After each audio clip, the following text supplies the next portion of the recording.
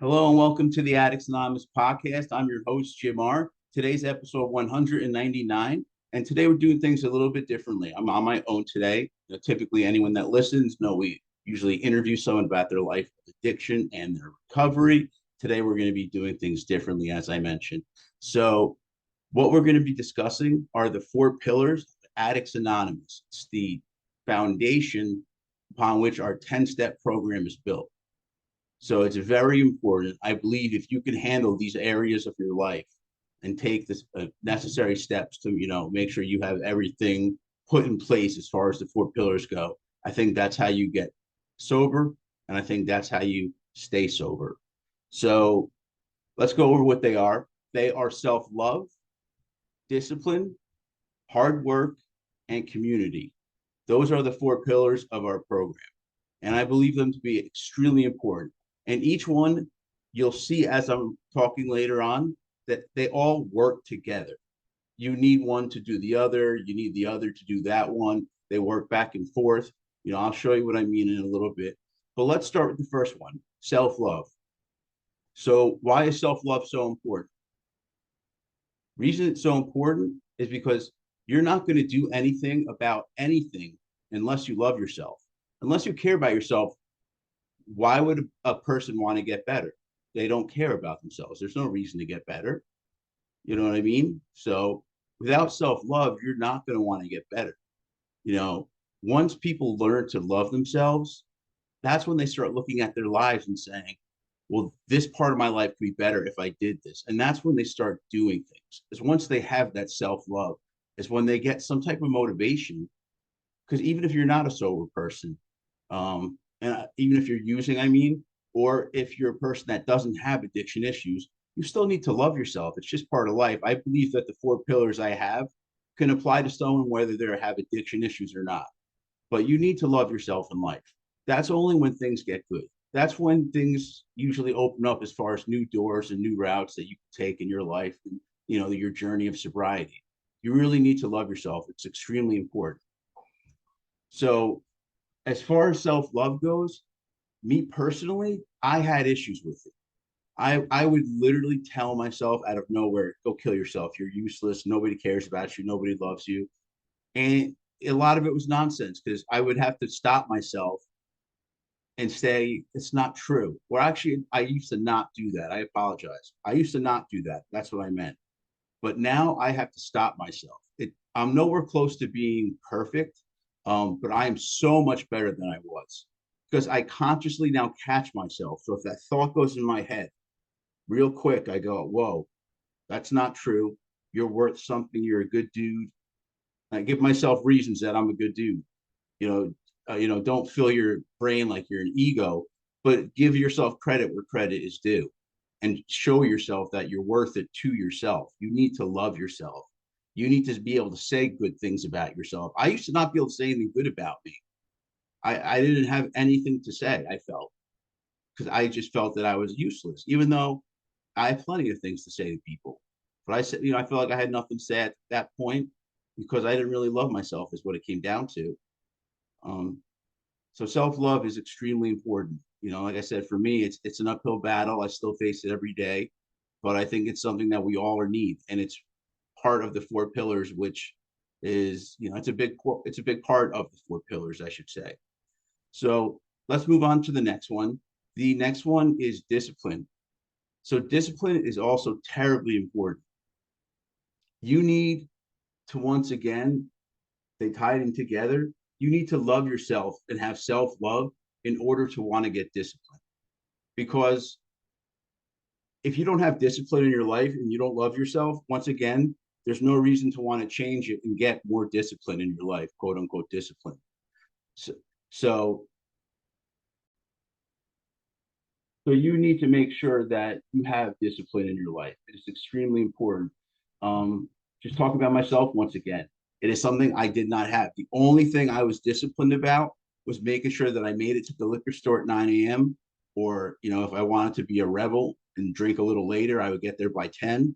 And I made sure I had enough booze to last me that day. And right back to the liquor store I went the next day. It was a daily thing. And it was a discipline every single day. Boom, boom, boom. The guys at the liquor store knew me. If I didn't have money that day, they'd loan me, they'd give me the booze and say, come back with it on Friday. So they knew I was basically, a drunk.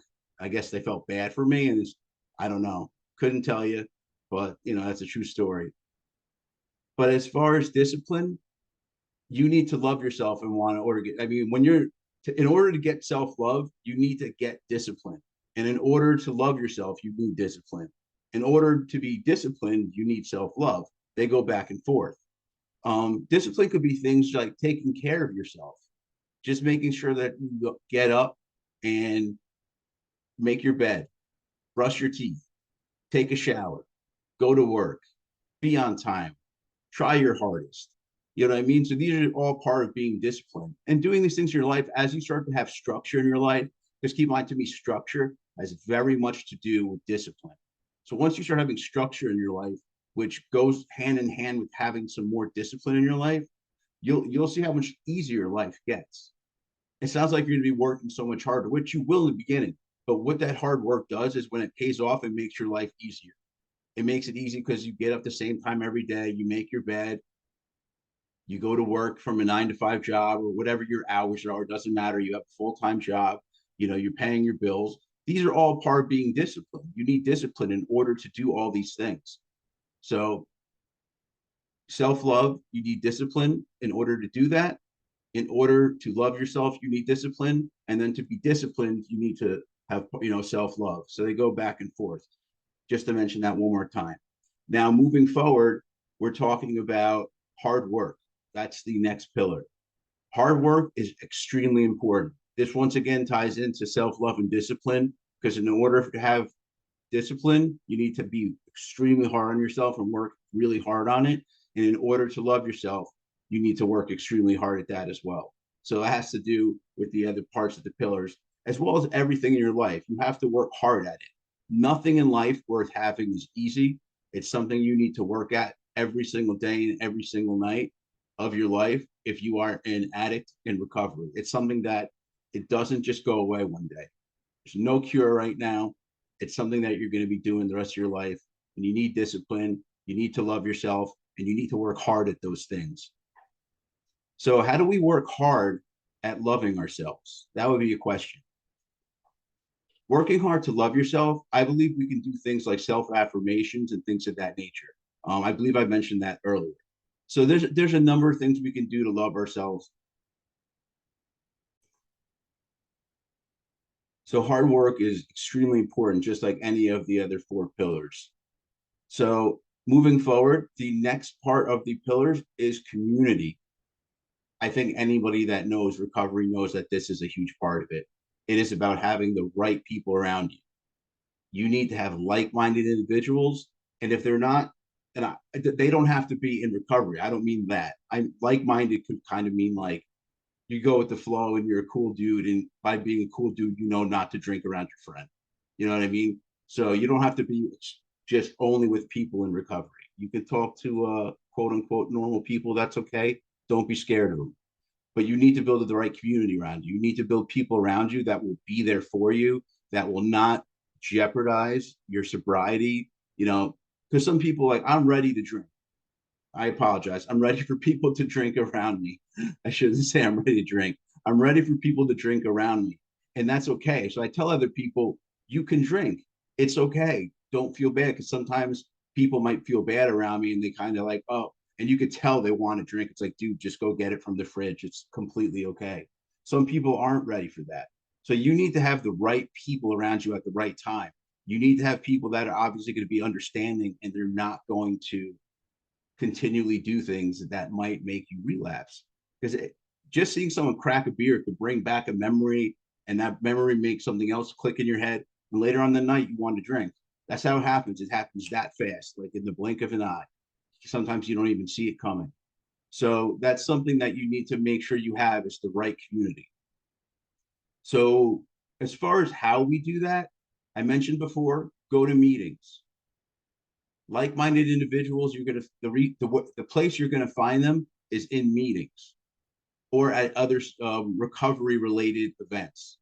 There are some conventions and things like that, but mainly Go to a meeting. They're everywhere. You can go to an AA meeting or an NA meeting, Addicts Anonymous. We have virtual meetings twice a week. You can find any type of meeting because there you'll at least meet people where the first thing that happens is a lot of us, I say addiction is a lonely place to be. So a lot of us, when we get to these meetings, we feel extremely lonely. We feel like no one's going to get us, no one's going to understand. We're completely different. And then out of nowhere, one of the speakers, someone that's talking at a given point, out of nowhere, you're like, I've done that. Oh my God, this guy gets it. Oh, and then he says more things that you identify with. And it makes you feel not alone anymore. And it really helps. It really helps. That's one of the things that got me was reading the AA Big Book is when I got to the back pages and those were, the past the 164 and those were the stories of people and what they went through and how they fought their alcoholism and how they came to recovery. And a lot of them I related to. I just felt, oh my God, this book was written about me. How come my picture's not on the cover? That's how I felt. So that's part of building the community around you is like-minded individuals. You find them at meetings, you find them at conventions, and you can find them online nowadays. There's plenty of community online to be built. You know what I mean? So it's about now another thing that should be mentioned is it's not just about getting the right people in your life. It's also about getting the wrong people out of your life. They need to go.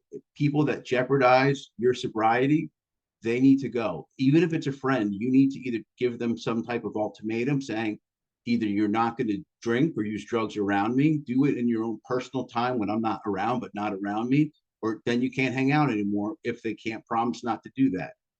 Because obviously they're being selfish and you can't risk your sobriety over a selfish person. So that's one piece of advice I have. Um, yeah, it's also about, like I said, getting anyone out of your life that you don't need. So I mentioned one example, but another example is your dealers. If they used to be your friends or even like partial friends, no matter what, you need to cut ties with anyone that sells drugs. Anyone that will sell you drugs, you need to cut ties with. They're not friends. They're absolutely not friends. Maybe one day you want to talk to these people again when you're completely ready for it because maybe you found one of them to be okay and you're like, let me check in, say hi to this guy. That's only when you're completely ready. I'm at that point where I can talk to, if I have any friends that are idiots that are using drugs, it wouldn't bother me. I'd feel bad for them, but it's not going to jeopardize my sobriety. And that's the most important thing.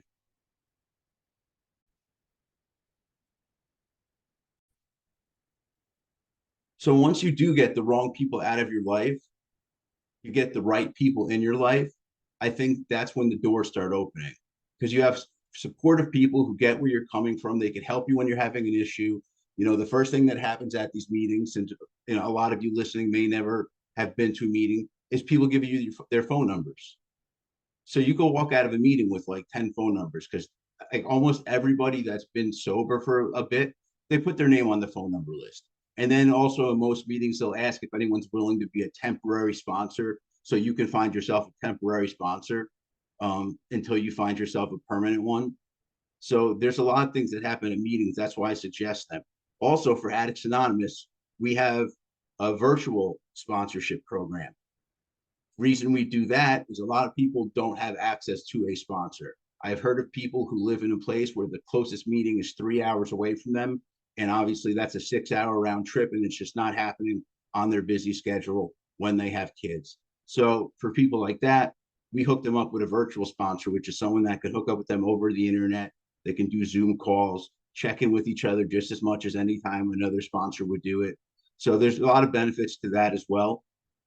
So anyone that has any questions about that, you can email me at jimr, JIMR, at addicts-anonymous.com. I'll be able to answer any questions about things like that. So community, so important. Find also, like I said, a sponsor is very important. Get the right people in your life. Get the wrong people out of your life. And that's pretty much all I have for the 4 pillars. So once again, gotta love yourself, You need discipline, you need to work hard at everything. And like I just went over, you need to get the right community around. So that's all I have for today. Once again, if anyone had any questions about anything I went through, if you go to our website, www.addicts-anonymous.com, if you go to the approved literature tab, there you'll find an actual, I write essays, so there's plenty of literature there to read. It's all free. And there'll actually be an article titled The Four Pillars of Addicts Anonymous. So it'll go over a lot of what I went over today, plus additional information. There's a lot that I didn't cover. So that's all I have for today. Also, check us out on social media. You can check us out at Twitter, Reddit, Facebook, Instagram, TikTok, and Tumblr as well. And as I mentioned, check out our website. So I'm done with today. We're all good to go now. I hope you enjoyed everything that I went over. And until next time.